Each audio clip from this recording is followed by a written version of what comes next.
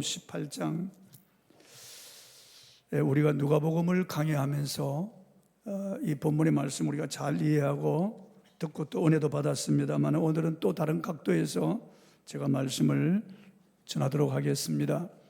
1절에서 8절 말씀 제가 봉독하겠습니다. 예수께서 그들에게 항상 기도하고 낙심하지 말아야 할 것을 비유로 말씀하여 이르시되 어떤 도시에 하나님을 두려워하지 않고 사람을 무시하는 한 재판장이 있는데 그 도시에 한 과부가 자주 그에게 가서 내 원수에 대한 나의 원한을 풀어주소서 하되 그가 얼마 동안 듣지 아니하다가 후에 속으로 생각하되 내가 하나님을 두려워하지 않고 사람을 무시하나 이 과부가 나를 번거롭게 하니 내가 그 원한을 풀어주리라. 그렇지 않으면 늘 와서 나를 괴롭게 하리라 하였느니라.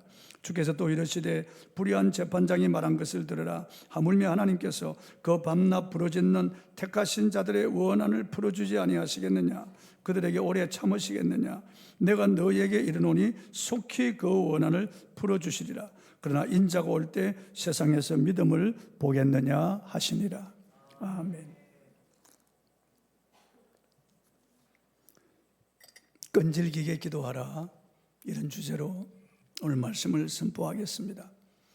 제가 아는 목사님, 그분이 아는 목사님, 이분이 서울에서 목회하시는데요, 그 교회 한 성도의 가정에 아기가 태어났는데 아기가 머리가 없는 대머리였습니다. 머리가 나겠지 하고 기다리는데 돌이 되어도 머리카락 하나 나지 않고 머리가 반질반질한 겁니다. 그러니까 그 어머니가 그 아이를 안고 새벽마다 새벽기도 와서 목사님에게 안수해달라고, 머리가 나게 해달라고 안수해달라고, 그래서 목사님이 새벽마다 안수를 해주었습니다. 어린이 되어서 대머리가 되는 것은 괜찮아요. 보통 대머리는 남성 호르몬이 왕성하기 때문에 대머리가 되거나 아니면은 성경에 보면은요, 구약의 엘리사도 대머리였고 신약의 바울도 대머리였습니다. 대머리는 좀 지적으로 보이기도 하고요. 대머리 거지는 없습니다. 그러니까 어떤 분은 하나님께서 사랑스러워서 머리를 쓰다듬어 주셔서 대머리가 되었다고 말하는 분들도 있고, 또 찬송가에 보면 머리털보다도 더 많던 내 죄가 눈보다 더해졌네, 그런 찬송 가사가 있는데 대머리는 죄가 적을 것이라고 그렇게 말하는 분들도 있고, 또 성경에 보면은요, 하나님 우리 머리털까지 세신 바 되신 바 되었다고 했는데 하나님의 수고를 들어드리기 위해서 대머리가 되었다는 그렇게 말하는 분들도 있습니다. 어떻든 어른이 되어서 대머리 되는 것은 아무 상관이 없어요. 보기에도 중후해 보이고 지적으로 보이기 때문에 괜찮아요. 그러나 어린 아기가 대머리니까 이게 얼마나 부모의 근심이 되겠어요. 그래 엄마가 아기를 안고 계속해서 새벽마다 목사님에게 안수기도를 부탁하는데 목사님이 안수기도를 하면서도 참 어떻게 이렇게 머리카락 하나 나지 않는데 계속해서 안수기도 하는 것도 이게 힘들고 말이에요. 그런데 그 어머니가 얼마나 끈질긴지 초등학교 들어가도 머리카락이 안 나고 1학년, 2학년, 3학년이 되어도 여전히 반질반질한 대머리인 거예요. 6학년이 되어도 머리카락 하나 나지 않은 대머리인. 그러니까 이 어머니가 얼마나 끈질기게 기도를 받는지 목사님도 나중에는 지쳤어요. 그냥 습관적으로 손을 얹어주는 거예요. 중학교 1학년이 되고 2학년이 돼도 여전히 머리카락 하나 나지 않는 거예요. 근데 3학년이 되면서 머리카락이 무성하게 나기 시작하는 거예요. 정상으로 돌아온 거예요. 그러니까 이 어머니의 끈질긴 이 기도가 이런 기적을 불러일으키는 거예요. 끈질긴 기도가요. 서울 천회동에서 목사하는 엄목사님이라는 분이 계신데요, 그 목사님이 목회하는 교회 전라도에서 한 젊은이가 올라왔는데 새벽마다 와서 축복 기도를 해달라는 거예요. 내가 사업을 하기를 원하는데 목사님이 사업이 잘 되도록 내게 축복해달라고. 그런데 목사님이 새벽기도를 혹시 못 나오는 날이 있으면 사택으로 찾아가서 축복기도를 받는 거예요. 하루는 목사님이 사택에 있는데 피곤해서 좀 아침에 잠을 자려고 하는데 이 사람이 찾아왔어요. 현관에서 목사님 그러니까 목사님이 나 없다고 하라고. 그리고 다락에 올라가 숨었습니다. 근데 이 사람이 들어와가지고 목사님, 그러니까 목사님 지금 안 계시는데요. 안 해요. 신이 있는데요. 그러면서 목사님 다락에 올라가 계시죠. 잠깐 축복 기도만 해주세요. 목사님이 내려와서 마지못해 손을 얹고 축복했는데 이 사람이요, 건설업을 시작해서 이 건설업이 얼마나 잘 되는지요. 엄청난 그런 부를 이루었습니다. 부자가 되어서 잘 되었다는 것이 아니고 이 사람이 축복을 사모하는 그 마음, 천국은 침노하는 자의 것이라고 했는데 정말 간절히 사모하는, 땅에서 복을 구하는 자는 살아계신 하나님께 복을 구할지어다라고 했는데 이 끈질긴 그 기도가 그런 복을 가져왔다고 보는 것입니다. 본문 1절 말씀을 한번 읽어보겠습니다. 예수께서 그들에게 항상 기도하고 낙심하지 말아야 할 것을 비유로 말씀하여, 항상 기도하고 낙심하지 말아야 할 것, 끈질기게 기도하라 그 말씀이죠. 이 비유를 우리가 너무나 잘 압니다. 한 도시에 하나님을 두려워하지 않고 사람을 무시하는 이 불의한 재판장이 있는데 그 도시에 또 한 가부가 있어서 날마다 이 재판장을 찾아가서 자기의 억울한 사정을 풀어달라고 호소하는데요, 아침에 이 직장 가기 위해서 대문을 놨으면은 이 가부가 와서 옷자락을 잡고 내 원한을 풀어달라고 사정을 하고, 이 창피한 일이죠.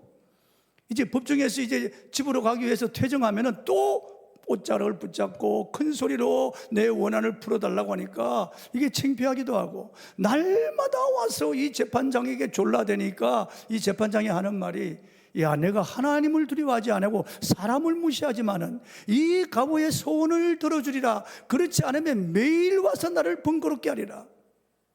예수님께서 이 비유를 말씀하신 다음에 이 불의한 재판장의 말을 들으라. 하물며 하나님께서 밤낮 부르짖는 택하신 자들의 원한을 풀어주지 아니하시겠느냐? 그들에게 오래 참으시겠느냐? 내가 너희에게 이르노니 속히 그 원한을 풀어주시리라. 그렇게 말씀하셨어요.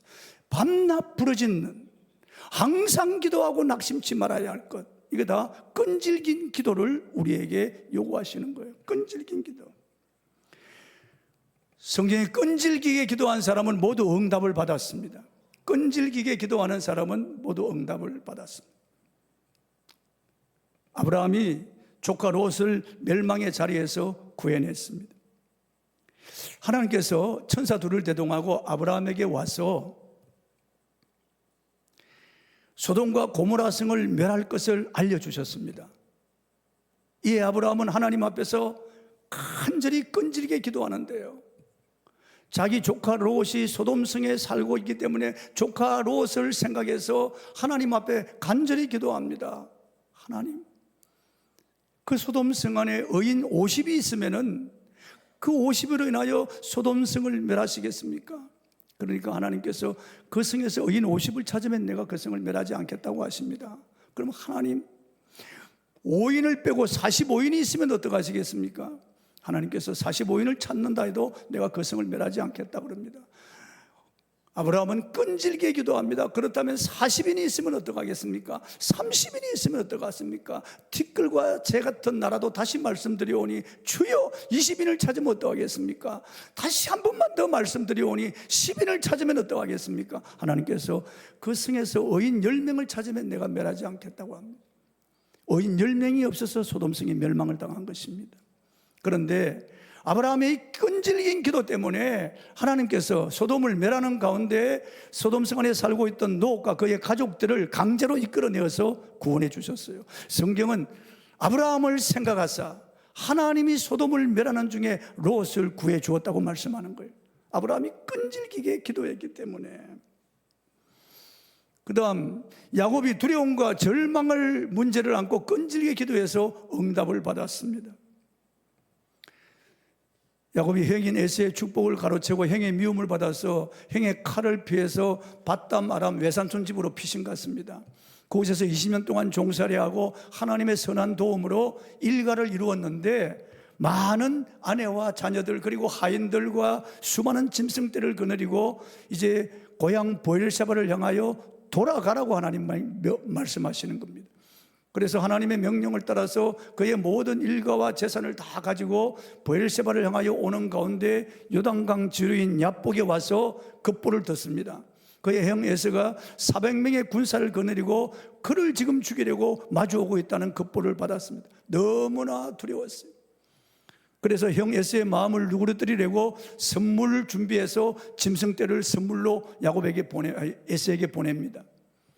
그리고 자기 전 재산을 둘로 나누어서 한때는 레아에게 맡겨 요단을 건너게 하고 또 한때는 라헬에게 맡겨서 이제 요단을 건너게 합니다. 그리고 그는 홀로 남았어. 그게 야복 나루터에 앉아 있는데 천사가 나타났어요. 그래서 야곱은 이 천사를 붙들고 내게 축복해 달라고 간절히 매달립니다. 창세기 32장 26절입니다. 읽어보겠습니다. 그가 이르되 날이 세려하니 나로 가게 하라. 야곱이 이르되 당신이 내게 축복하지 아니하면 가게 하지 아니하겠나이다. 보십시오. 이게 밤새도록 이 천사를 붙잡고 매달린 겁니다.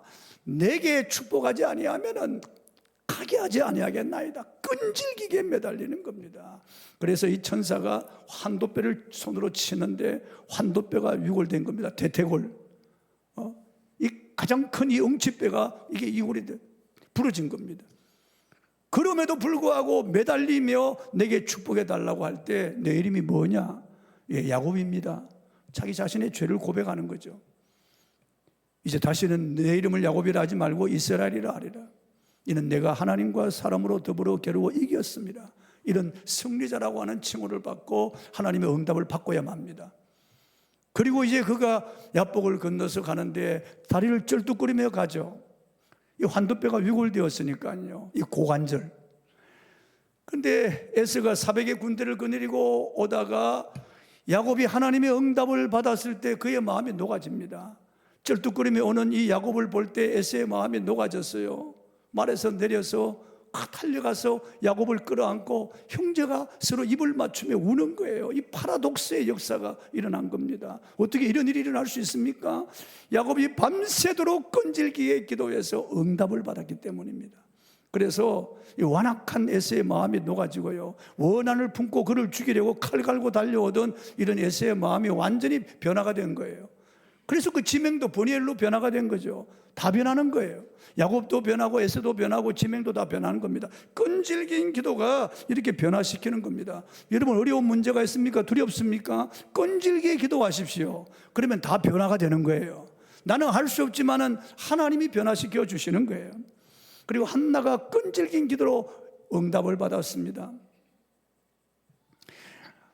에브라임 산지에 엘가나라고 하는 제사장이 있는데 그 아내 이름이 한나입니다. 그런데 결혼한 지 오래됐지만은 자식이 없어요. 잉태를 못하는 겁니다. 왜냐하면 하나님의 태문을 닫아버렸거든요.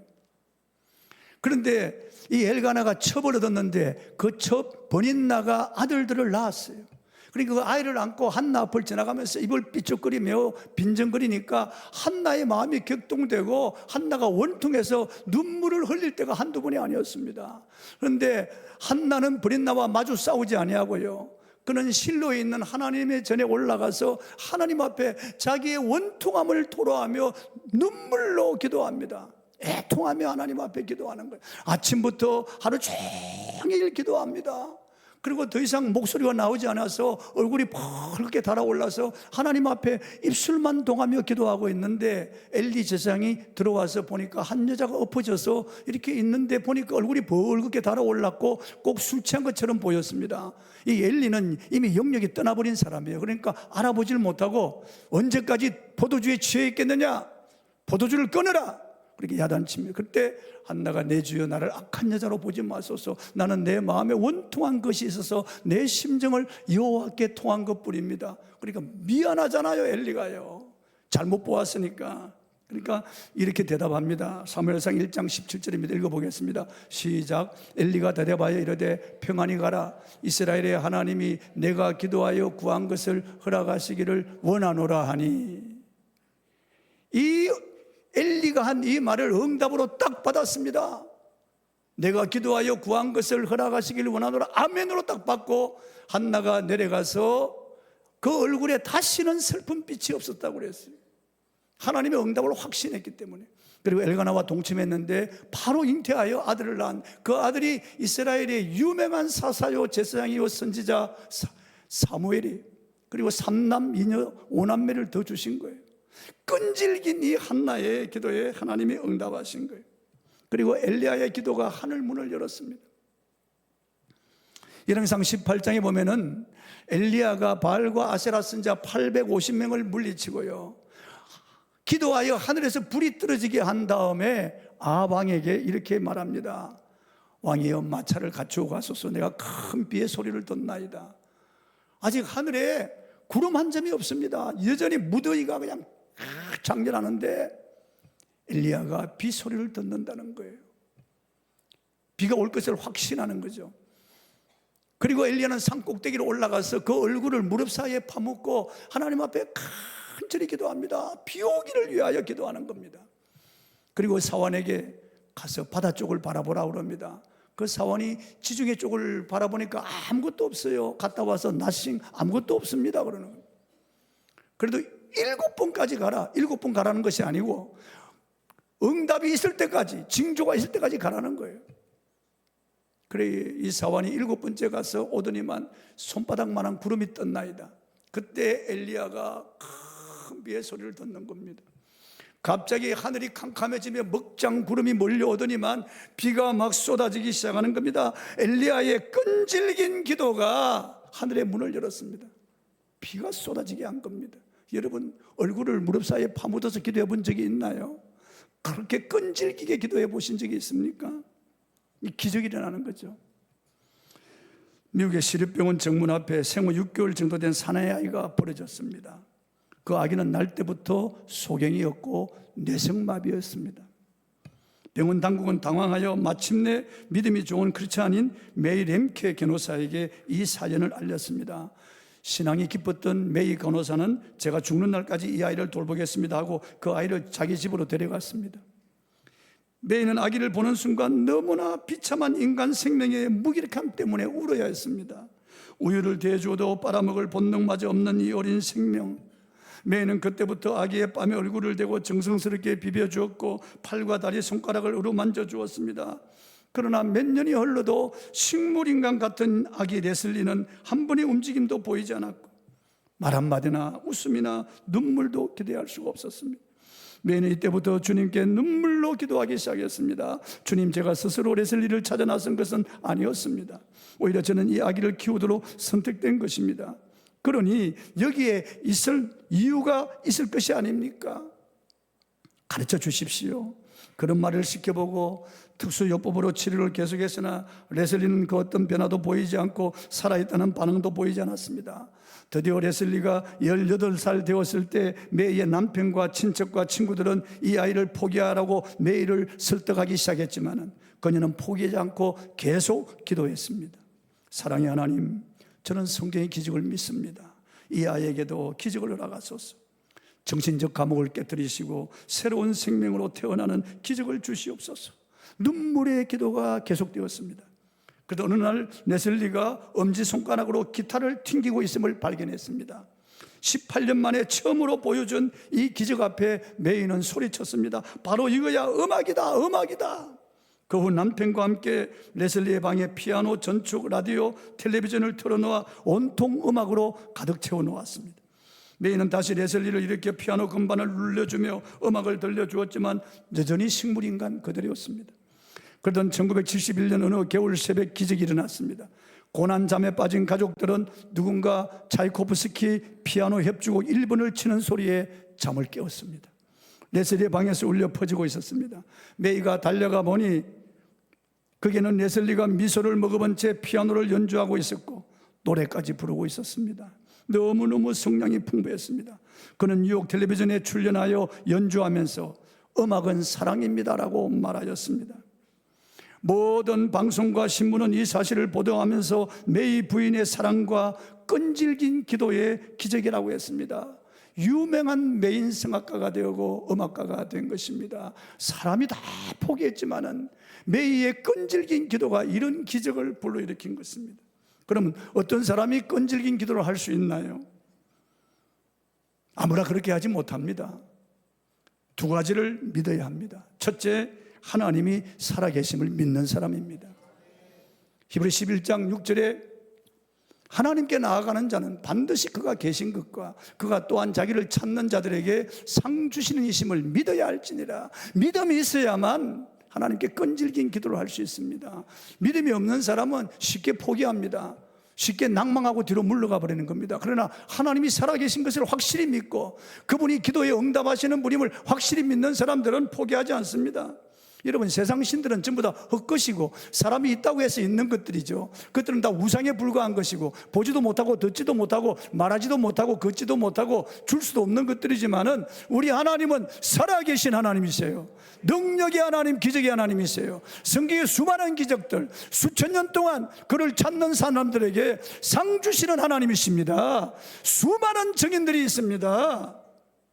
그러므로 우리가 크고 작은 문제들을 내어놓고 하나님 앞에 기도해야 됩니다. 혼자 끙끙 앓고 염려하고 고민할 것이 아닙니다. 하나님 앞에 내어놓고 믿음으로 기도하면은 하나님이 때가 되면 반드시 응답하십니다. 그럼 하나님께서 우리에게 이런 끈질긴 기도하라고 하신 이유가 무엇일까요? 우리 하나님은 항상 우리와 대화하고 싶어 하십니다. 그 방법이 바로 기도입니다. 모세는 하나님과 친구와 대면하여 대화하듯이 그렇게 기도했다고 말씀하고 있어요. 그래서 하나님은 모세는 내 집에 충성된 사원이라고 했습니다. 그 온유함이 지면에 성하다고 모세를 인정하셨습니다. 하나님과 항상 대화했거든요. 하나님은 우리와 대화하기를 원하세요. 저는 딸이 셋이 있는데 이미 다 가정을 이루어서 미국에 살고 있습니다. 그래서 제가 한 번씩 정말 딸한테 이 페이스타임 영상통화를 요청을 하는데 안 받을 때가 많아요. 그리고 받더라도 차 운전 중이다, 뭐 누가 만난다, 바쁘다, 딱 꺼버리는 거예요. 야, 정말 너무나 참 마음이 섭섭할 때가 많아요. 야, 왜 이러냐 정말. 저는 딸이 그리운데 그 아이들과 좀 대화하고 싶고 나는 손주들과 대화하고 싶은데, 그래서 사실은 정말 그 그리운 그런 마음 때문에 누르는데 누르고 나서도 조마조마해요. 딸들은 그걸 몰라요. 우리 젊은 분들 좀 알아주길 바라고, 부모님한테 자주 통화드리고 위로해드리고 문안도 하고 그렇게 하세요. 자주 전화드리셔야 됩니다. 여러분, 외롭습니다. 노인 되면은 괜히 서럽습니다.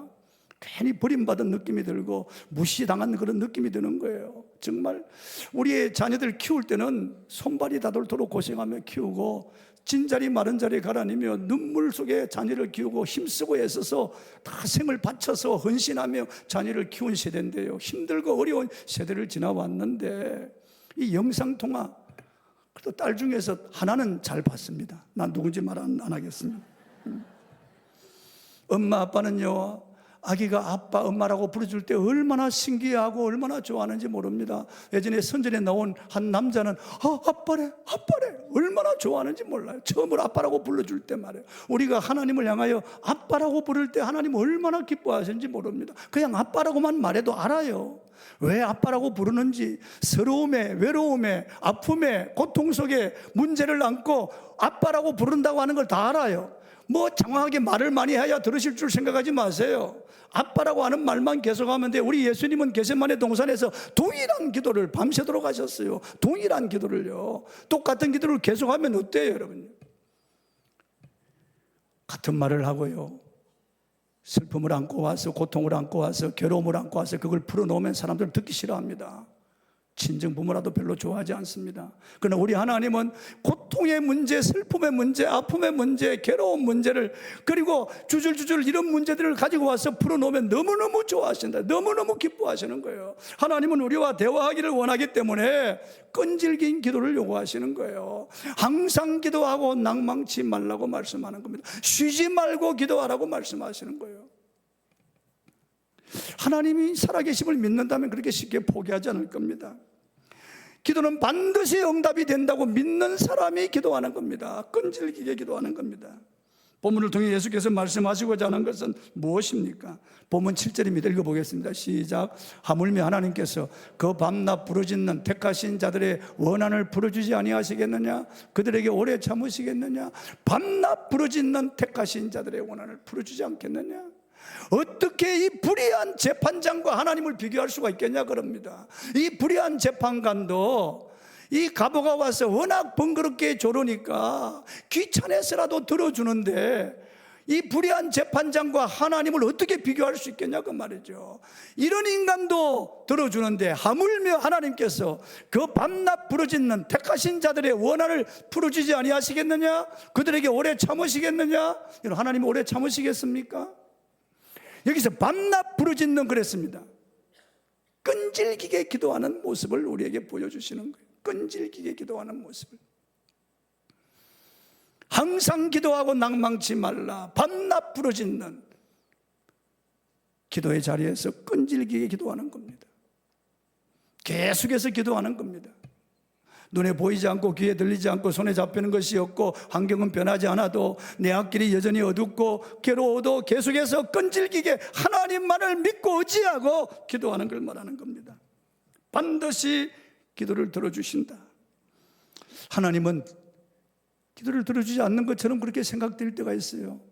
하나님은 나를 외면하시고 하나님 별로 내 이렇게 괴로움에 하나님께서 별로 관심을 두지 않는다고 생각될 때가 있습니다. 그렇지 않습니다, 여러분. 하나님은 우리 작은 신음도 아세요. 우리의 모든 그 나누기를 원하세요.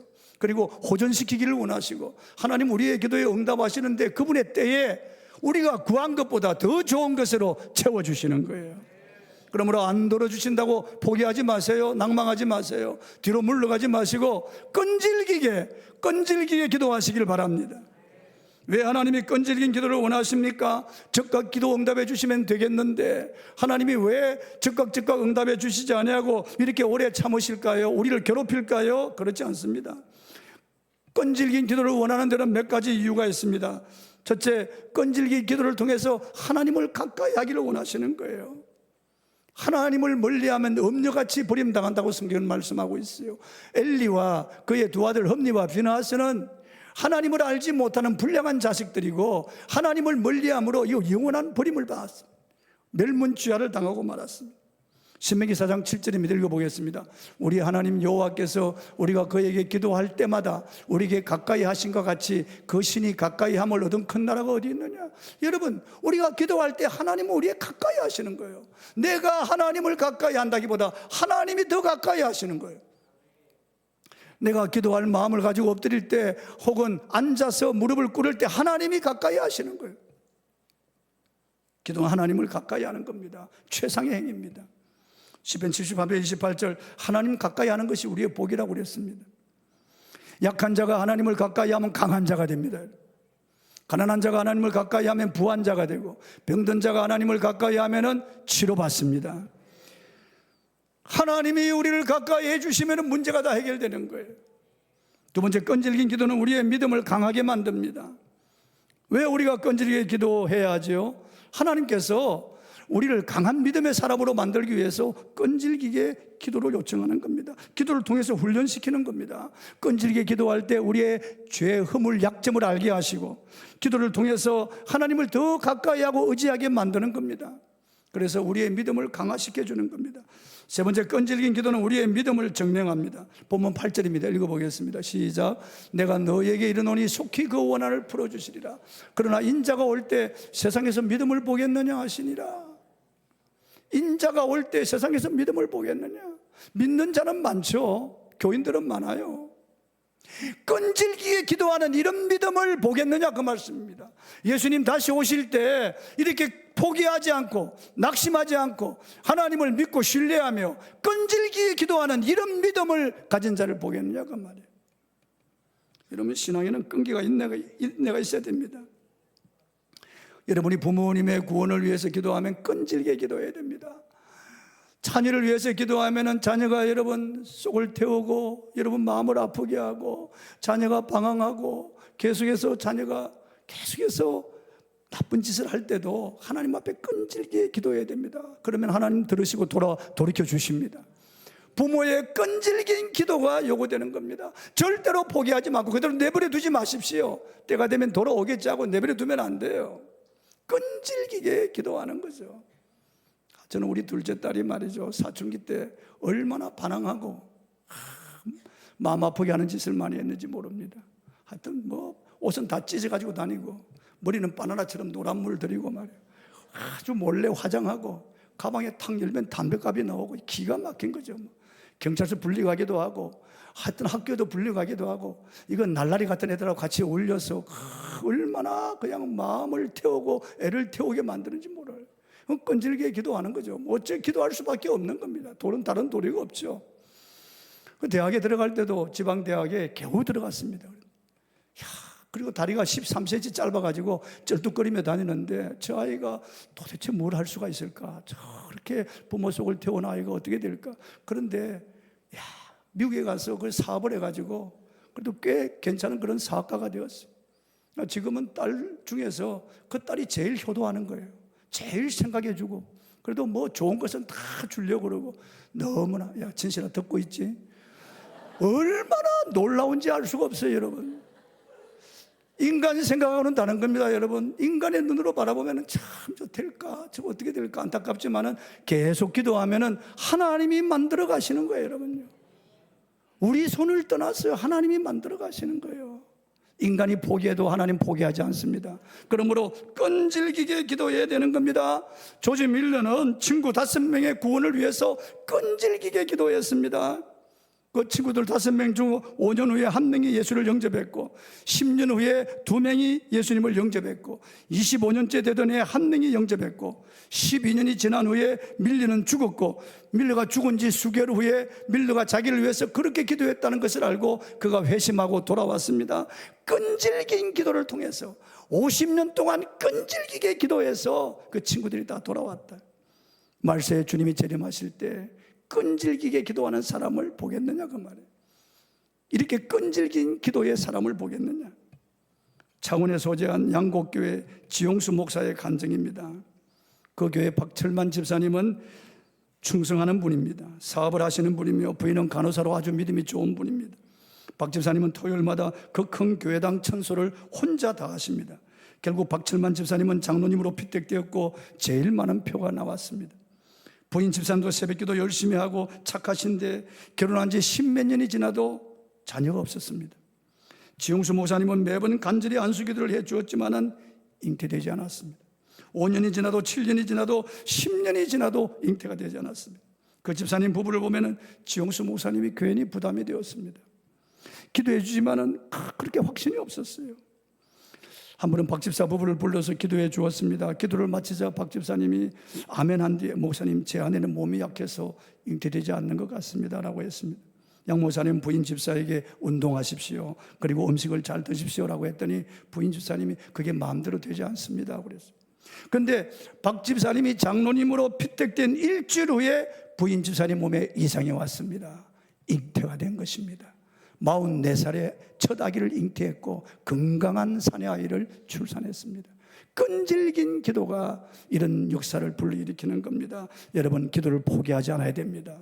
절대로 뒤로 물러가지 마십시오. 새벽기도 금요초라집에 와서 끈질기게 기도해서 하나님의 살아계심을 여러분 체험하고 여러분 기도 응답받고 간증할 수 있는 그런 성도가 되기를 주의 이름으로 축원합니다.